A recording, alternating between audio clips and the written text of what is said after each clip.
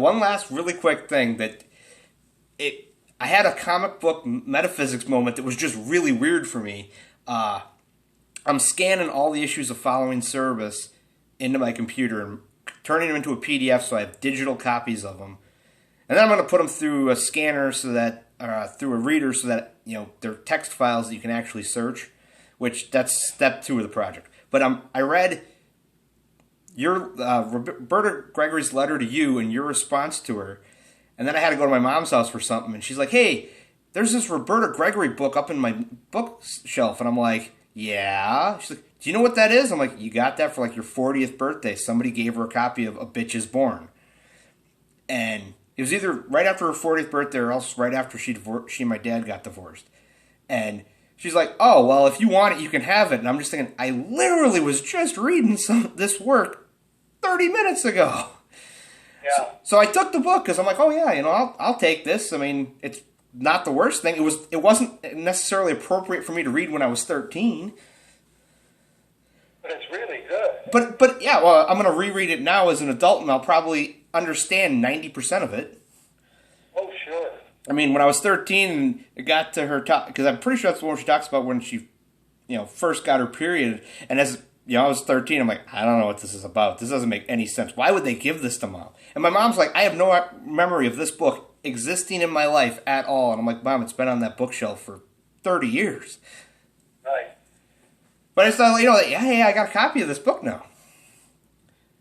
And it showed up like literally 30 minutes after I read her strip to you and your strip to her. That's amazing. That's amazing. Yes. Did she try reading it, or did she flip through it? Or it's very funny. I think she read it when she got it, but my mom, she's turning 70 in September, so it's one of those. Yeah, it's gone. If she read it, she doesn't remember. Right. Yeah, it was interesting. Gerhardt used to say, when you meet Donna Barr and you meet Roberta Gregory, you have this impression that Roberta Gregory is a lot more like Donna Barr's work, and Donna Barr is a lot more like Roberta Gregory's work. Roberta was very, very quiet and amiable and placid sort of thing, and Donna Barr was the firebrand, and it was like you really thought, where is Bitchy Bitch coming from inside of Roberta Gregory? But I used to look forward to them. I mean, I still have them in Cerebus archives, and I still reread them if I happen to run across one of them.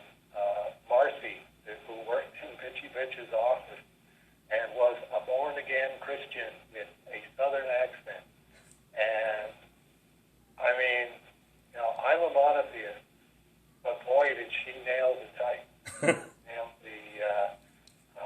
You really, if you're not a Christian, you would not want to be working at the next desk over from Marcy.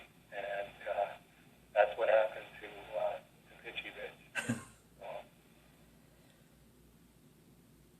Well, thank you. Thank you for that story. That was great. Well, I figured you'd appreciate it. But yeah, I think we've hit the wall of, okay, we've talked about everything we could possibly need to talk about. And if we haven't destroyed my career by now, well, I just don't think that's going to happen. Come on, Dave, you're not self-destructive. It just happens. Yes. It just follows me around like a copy of a Bitchy Bitch trade paperback. Have a good night, Matt. You too, Dave. Bye. Hi to Paula and Janice Pearl and what's your friend's name? Elena. Elena and Bullwinkle for me. Will do.